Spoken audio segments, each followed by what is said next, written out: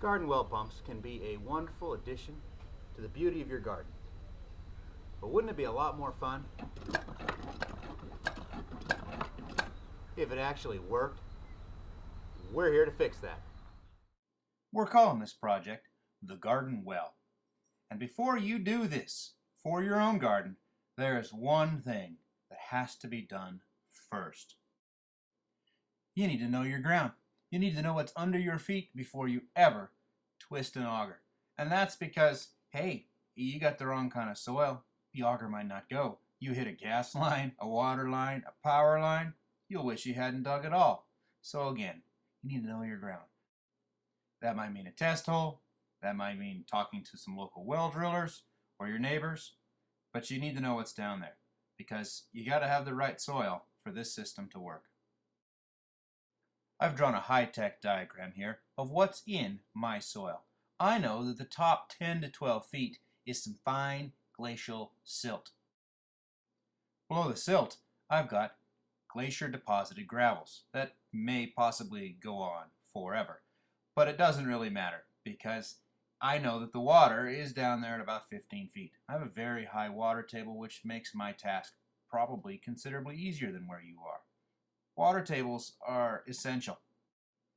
If you're going to do a surface pump well, then the water has to be within about 20 feet, or the pump simply will not work. I mean, you can do a down well pump, but now you're talking some serious stuff, and it's not something that's for a garden. But let's assume your water is close to the surface. Well, I like to use a casing method, which I know is a little odd when driving a sand point. In a nutshell, I'm going to dig a 7-inch diameter hole, as deep as I can. It's not really possible to auger into gravels by hand, so I'll at least get down to them. I'll then drop a PVC casing down my hole, for reasons that I'll explain later. But basically, it's a clean installation, and it potentially will let you use the pump when it's freezing outside. That's a bonus in Montana. While not difficult or complicated, I've decided to break this up into 3 videos showing the essential steps as I see them for this project. First step, auger down a hole for the well casing. I'm using an Irwin post-hole auger, 6-inch, and you can get that from Amazon. If you look at the video description, I'll include a link there. Once again, you don't need this step, but I believe if you follow through all 3 of our videos, you'll see it does work. It looks nicer, it works nicer, and I think it's just a better install than hammering down a piece of pipe and leaving it sticking above ground. But to each their own. Understand that step 1 can be skipped if you wish. Step 2, we get to pound on things. We're going to drive the well casing down. This could be harder than you think, especially if you've hit some roots. And then, the real work. I need to pound the sand point. Of course, I'm pounding a sand point into gravel. And that's kind of like rolling the dice. I hit a big rock, and we're in trouble. Might even have to move the whole well. But we won't know till we get there. And that's for another video. Step 3, we're going to pack the casing, which is to say seal around it, and then we're going to hook up the pump. Now, if you click on the link you can see on your screen right now, it'll take you to a video where I have purchased a cheap, very cheap hand pump and then taken it apart to supercharge it, basically polishing up its insides to make it perform like a much more expensive pump. That video is optional. It is, however, part of this well series, and it does improve your pumping abilities. But we're getting ahead of ourselves. First, we need to dig a hole. Everybody likes digging. Now, the Irwin twist auger works pretty well in certain types of soil, but it does not do well with big rocks. If you've got any sort of silt, clay, sand, loam, you're golden. If you've got like pea gravel, this is not going to be your favorite part.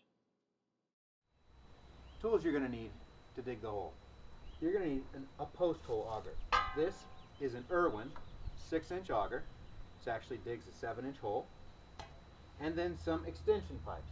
They are nothing but 3/4 inch water pipe that has a coupling on one end. Pick them up at a hardware store and a few wrenches. The way it's going to work is you're going to dig down with the post hole digger like you're digging a post hole, but when you reach the bottom, you'll pull it out, remove the basket from the handle, and insert one of the extensions.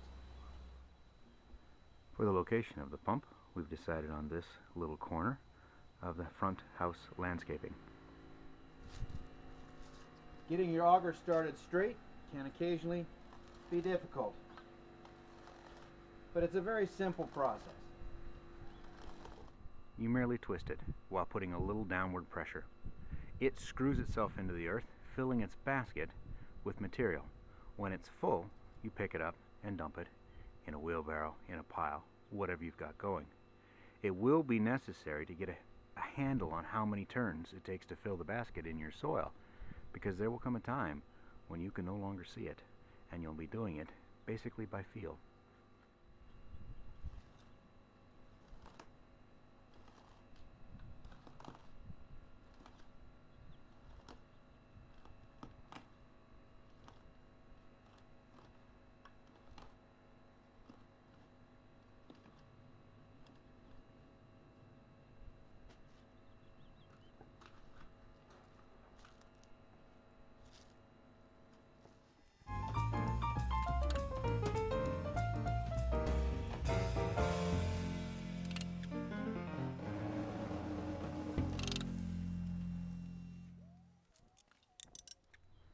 As you can see in this soil, it goes very fast. It's important to do your best to keep the hole centered, but if you hit some big roots farther down, it's going to start to wander. How far off center it can be and still be usable kind of varies. Just do your best. Now it's time to add on one of the extensions. It just takes 2 pipe wrenches.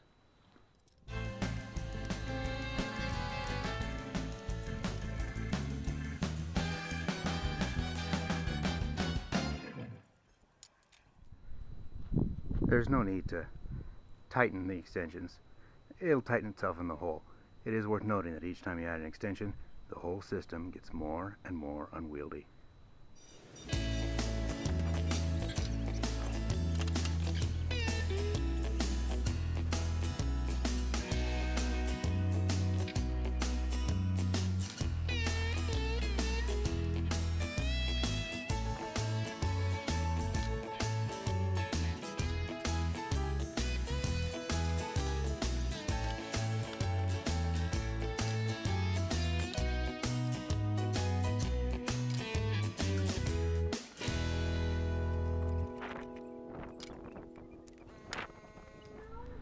As I said in the beginning, one of the things that's essential to know is what's down there.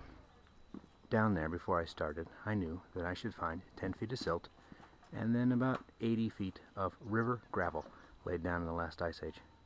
I've hit the river gravel a little early. You can tell because it starts to make very ugly sounds.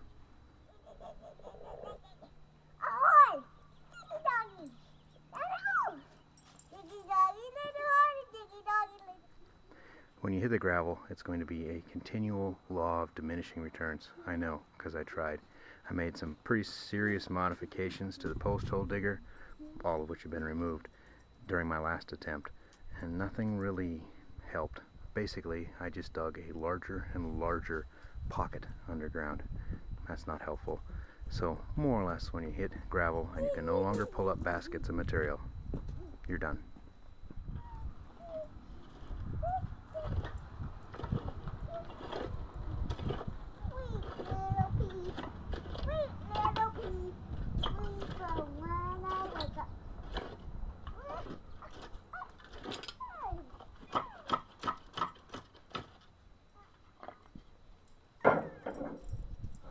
We're at the end of that part of the hole.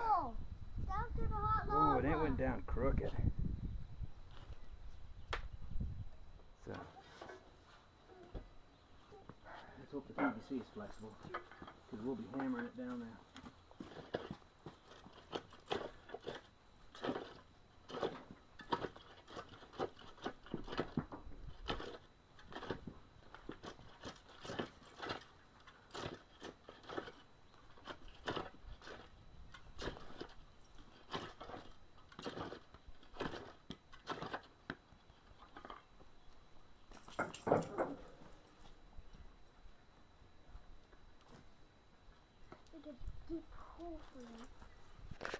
So that's really it. We have about 8 feet that we can drop plastic casing into, which will be more than acceptable. Like this. There was those stones down there. Yep, there's some stones in there. Daddy hit the rocks and he can't dig anymore.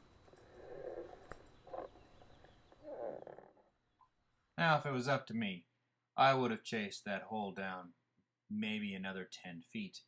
That's what I did in the other well. Of course, I didn't hit the gravel quite this early. I got another 2 feet of silt, and then I fought that thing for probably another 4 or 5 feet worth of material. But it was a mistake, because all I made was a gigantic hole underground.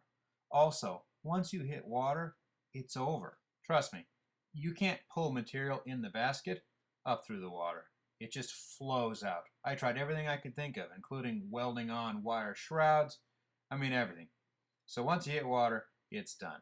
I would have liked to have this well chased all the way to water, but it'll be okay. For a dry point well like this, you really don't need any casing. I just like it. It's a cleaner installation, and it gives you the opportunity to maybe get down in there, do some repairs later. Also, it'll help with freezing issues because the warm air will rise up out of the casing, relatively warm. And so you could possibly pack some straw around your PVC stand and maybe, just maybe, use this thing in the wintertime. Daddy, and there's hot lava down there. Hot lava? Down there. You're giving your daddy too much credit, bud.